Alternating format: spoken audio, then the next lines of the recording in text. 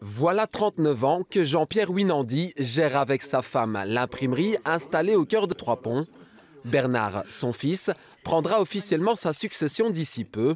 En 39 ans, la famille Winandy a connu des hauts et des bas comme partout. Mais ces 2 dernières années ont particulièrement été difficiles.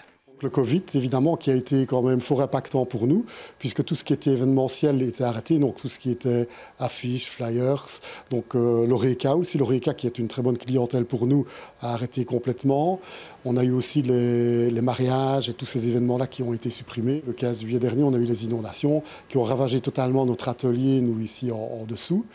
Et alors voilà, on a dû reprendre du matériel. Le temps que le matériel arrive, etc., de nouveau, on n'a pas su servir notre clientèle comme on aurait dû.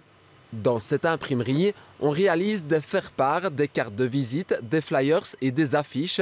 Il y a aussi un côté librairie. Ces dernières années, l'imprimerie a dû se diversifier. Elle a donc acquis plusieurs machines à la pointe de la technologie. Désormais, on y fait également de la découpe, de la gravure laser et de l'impression sur objet. Étant donné la concurrence féroce d'Internet aujourd'hui, nous devons vraiment nous diversifier en trouvant des moyens de donner une valeur ajoutée à nos produits et en pouvant faire des petites quantités et en restant dans des prix tout à fait concurrentiels et abordables. Mardi, en fin d'après-midi, le ministre des Indépendants, David Clarinval, s'est rendu dans cette petite entreprise familiale. Accompagné du ministre-président de la Fédération Wallonie-Bruxelles, Pierre-Yves Jeholet, il tenait à constater la dynamique de service mise en place. Ils apportent un service à leurs clients qui n'est pas possible d'obtenir par le biais de Internet et qui permet finalement de pouvoir donner à la population un service d'imprimerie classique, mais aussi toute une série de choses qui ne sont pas perceptibles par Internet. Le patron de l'imprimerie en a profité pour faire part de ses inquiétudes quant à la concurrence du marché mondial et des plateformes de vente en ligne. Il existe pourtant des pistes de solutions.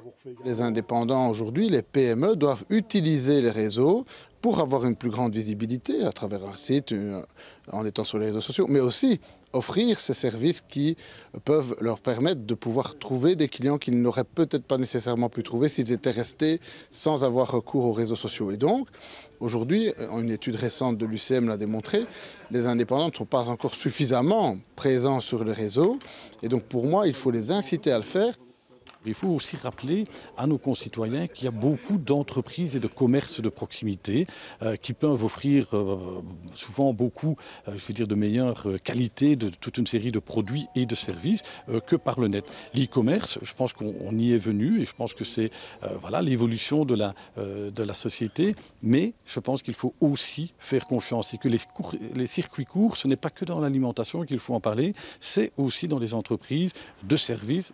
Depuis le Covid, l'imprimerie Winandy a perdu 15% de ses ventes, uniquement à cause de la puissance des géants comme Alibaba ou Amazon.